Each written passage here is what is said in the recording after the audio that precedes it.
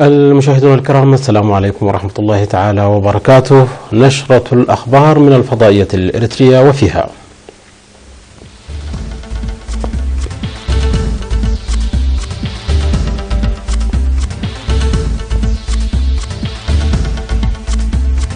اختتام الاستعدادات للاحتفال بالذكرى 28 لعملية فنقل. دور معامل البحوث والتجارب الزراعية في تطور أعمال البحثية. وشرطة الإقليم الأوسط تنظم سمينارا للشباب. الصين تنتقد عقلية الحرب الباردة للولايات المتحدة. إجلاء آلاف الأشخاص في أندونيسيا بسبب الفيضانات.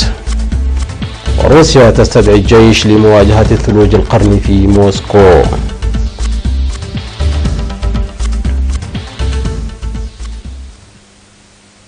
أهلا بكم مشاهدينا. أعلن رئيس لجنة تنسيق الاحتفالات في إقليم شمال البحر الأحمر السيد سراج حجي اكتمال الاستعدادات بالمشاركة الجماهيرية الفعالة للاحتفال بالذكرى 28 لعملية فنقل، والتي يحتفل بها في الفترة من 9 وحتى 11 من فبراير الجاري تحت شعار فنقل بشارة التحرير.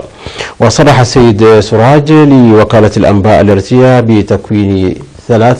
بتكوين 7 لجان تعمل على إخراج الاحتفال بصورة تليق بالمناسبة وتعكس معجزة عملية فنقل التي نفذت قبل 28 عاما، موضحا بأن مدينة مصوع أكملت كافة الاستعدادات وتتأهب لاستقبال الضيوف.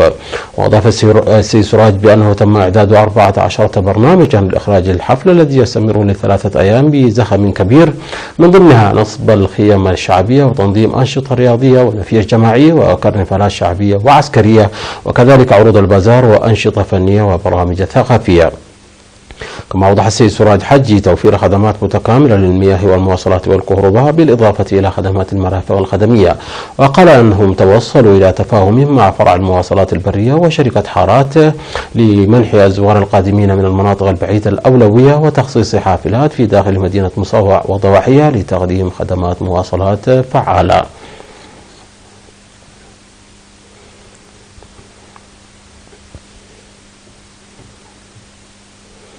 أكد مسؤول تنسيق معامل الأبحاث والتجارب الزراعية في كلية حمال مال الزراعية الدكتور خيار برهان بأن تلك المعامل البحثية ظلت تلعب دورا كبيرا في منح الشباب فرصا واسعة لإجراء البحوث الزراعية ورفع قدراتهم وإمكانياتهم في البحوث والابتكارات العلمية. أوضح الدكتور برهان بأن معامل البحث بدأت نشاطها في العام 2005 مع تأسيس الكلية في غرف ضيقة ومعدات زراعية محدودة، إلا أن المبنى العصري الذي يشيد عام 2017 والذي يحوي معدات متطورة ويضم 14 معملا للأبحاث ظل يلعب دورا كبيرا في الدفع بالبحوث. وذكر السيد الدكتور برهان بأن المبنى الحديث يشتمل على 18 معملا، منها معامل البذور وتنظيف الحشائش وزراعة الأنسجة، وكذلك معامل الخضروات والفواكه وتشكل التربة ومحتوياتها وعلم الحشرات وآفات الشتول، بالإضافة إلى معامل الصحة والتغذية الحيوانية وغيرها، مؤكدا استعدادهم للشروع في تنفيذ معامل علم التغذية والبيولوجية والتكنولوجيا. وقال الدكتور خيار برهان أنه ينبغي تطوير المستلزمات الزراعية ومواد الأبحاث والتجارب الزراعية تماشيا مع التطور التكنولوجي. وذكر في الوقت ذاته بأن جلب المعدات الحديثة تدريجيا يجعل معامل الأبحاث والتجارب الزراعية ومعامل عصرية، ويتوقع منها أن تخلق قوة دافعة لتطوير الأنشطة في المجال الزراعي وضمان الأمن الغذائي، مشيرا إلى أنهم يعملون بالتعاون مع الجهات المعنية لإكمال المتطلبات الأساسية من أجل ضمان توفر الطاقة الكهربائية والمواد الكيماوية. من جانبهم قال المدرسون العاملون في قسم التحاليل أن معامل الأبحاث والتجارب الزراعية العصرية تساعد الطلاب في تطبيق المعرفة النظرية على أرض الواقع، موضحين دور الجهود الجبارة التي تلعبها تلك المعامل في تخزين البذور المحسنة وتهجين البذور والتعرف على سلوك الحشرات والأضرار التي تسببها في المزارع ونوعية التربة وسبل استخدامها، والعمل على تطوير بذور تتماشى مع الطقس. نظمت شرطة الإقليم الأوسط في 3 الجاري في سينما إمبيرو سيمينارا للشباب الذين تلقوا دورة حول القانون المدني لرفع معرفتهم في مكافحة الجرائم والقوانين المرورية. وقال قائد شرطة الإقليم الأوسط العقيد بياني إسحاق أن الهدف الرئيسي من السيمينار هو ضمان سلامة الأرواح والممتلكات، داعيا الشباب لتعزيز دورهم في إنجاح برامج الشرطة مستفيدين من الفرص المتاحة لهم. وقال العقيد بياني أن أنشطة الشرطة تتأكد فعاليتها عبر القانون أو عبر التعاون الجماهيري الفعال، مطالبة بعدم التقليل من شأن ظاهرة الجرائم التي تحدث بين الحين والآخر ومخالفة قوانين المرور التي تسبب في إحداث الأضرار على الأرواح والممتلكات، داعيا الشباب لتعزيز دورهم. وفي التقرير الذي قدمه قائد شرطة الدوري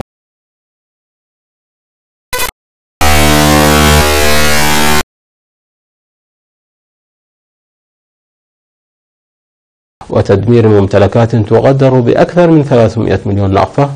من جهة أخرى اختتمت الدورة التي نظمها فرع مكتب الشباب في الإقليم الأوسط بالتعاون مع فرع التعليم في الإقليم. الدورة التي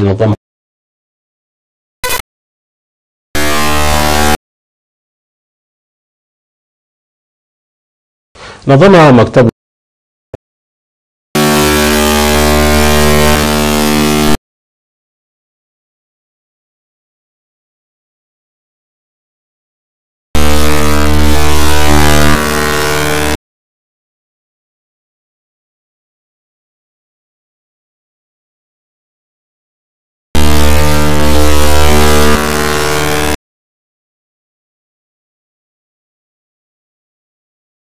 فوائد لإدارة مؤسساتهن جيدا. من جانبه ناشد مدير مديرية أفعبت السيد أحمد محمد نور رجب باستمرارية مثل هذه الدورات للمشغولات اليدوية نظرا لأهميتها الكبيرة.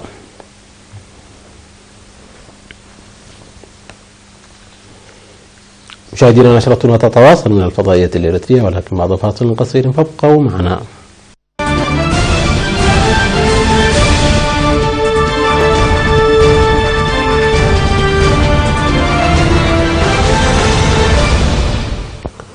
وفي الشأن العالمي، حثت الصين الولايات المتحدة على التخلي عن عقلية الحرب الباردة عقب إعلان واشنطن أن الولايات المتحدة بصدد تنويع تسليحها النووي من خلال إضافة قنابل نووية صغيرة الحجم إلى درعها النووي.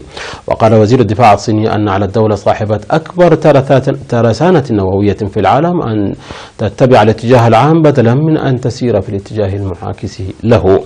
وترى الولايات المتحدة أن أسلحتها النووية كبيرة للغاية بحيث لا يمكن استخدامها، مما دفعها إلى التفكير في تطوير أسلحة نووية أصغر حجما، وهو ما أدانته روسيا في وقت سابق.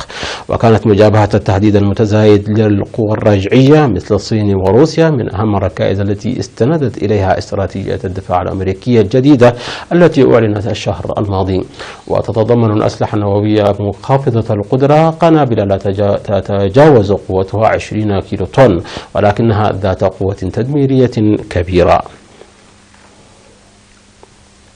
قال حاكم جاكرتا أنيس باسودان أن السلطات أجلت آلاف السكان في العاصمة الأندونيسية بسبب الفيضانات، وذلك رغم أن منسوب الأنهار الذي ارتفع جراء إطلاق المياه من خزان رئيسي بدأ يتناقص.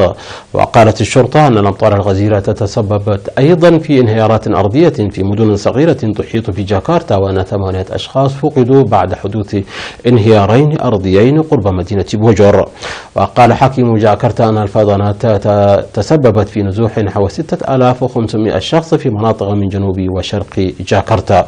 واضطرت السلطات إلى إطلاق المياه من خزان رئيسي في مدينة بوجور بعد أن بلغت مناسيب المياه مستوى أطلق أقوى تحذير.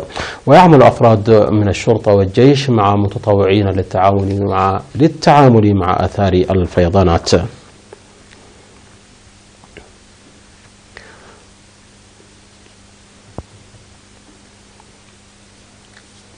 استدعت السلطات الروسية العشرات من أفراد الجيش للمساعدة في إزالة الثلوج من شوارع العاصمة موسكو ومناطق محيطة بها بعد تساقط قياسي للثلوج لم تشهد له المدينة مثيلا من قبل. وتسببت العواصف الثلجية في تأخير رحلات جوية وسقوط مئات الأشجار وسد بعض الطرق والشوارع. وشهدت موسكو في 36 ساعة فقط كمية قياسية من الثلوج تتجاوز قدر الثلوج التي تسقط على المدينة في أكثر من شهر، مع تراجع درجات الحرارة إلى أقل من الصفر في أكبر موجة من نوعها بالعاصمة الروسية منذ بدء تسجيل بيانات الإرصاد. وتجاوز ارتفاع الثلوج في شوارع العاصمة وبعض المناطق المجاورة لها 40 سنتيمترا تراكمت خلال يوم واحد فقط. وقال الجيش الروسي في بيان له أنه نشر 100 جندي وكاسحتي جديد وشاحنة للمساعدة في إزالة الثلوج في أحد أحياء العاصمة، وهو موقع آخر بمنطقة موسكو.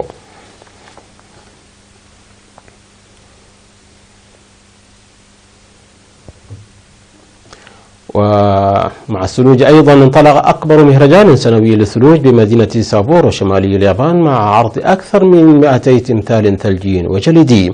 وكانت أبرز المنحوتات التي تضمنها المهرجان هذا العام لشخصيات كرتونية يابانية وكذلك شخصيات من سلسلة ألعاب الفيديو فاينل فانتسي. ويستمر المهرجان 8 أيام في 3 مواقع بجزيرة هوكايدو. وتوقع منظمو المهرجان مشاركة أكثر من 2 مليون زائر ياباني وأجنبي في المهرجان.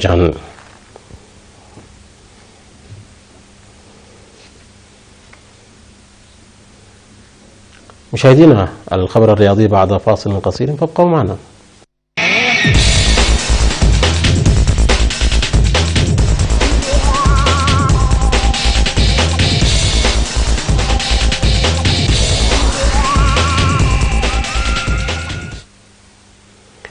ضاعف فريق واتفورد أزمة ضيفه تشيلسي واكتسحه 4-1 في المرحلة 24 من الدوري الإنجليزي الممتاز لكرة القدم. وتزايدت الضغوط على المدرب الإيطالي لتشيلسي أنطونيو كونتي بعد تعرض الفريق لثاني هزيمة قاسية على التوالي، إذ خسر في المباراة الماضية على أرضه أمام بورتسموث بثلاثية نظيفة. وبدأت معاناة تشيلسي منذ الدقيقة 30 عندما تم طرد مدافعه الفرنسي تموي باكايوكو لحصوله على الانذار الثاني. ثم تسبب تيمو كورتا حارس تشيلسي في ضربة جزاء في الدقيقة 41 سجل منها تروي هدف السبق لواتفورد. وأدرك البلجيكي دين هازارد التعادل لتشيلسي قبل 10 دقائق من نهاية المباراة. ولكن الدقائق العشر الأخيرة شهدت قمة الإثارة والمتعة، حيث تمكن واتفورد من تسجيل 3 أهداف حملت توقيع المدافع الهولندي داريل والمهاجم الإسباني جيرارد ليفو ولاعب الوسط الأرجنتيني روبرتو بيريرا.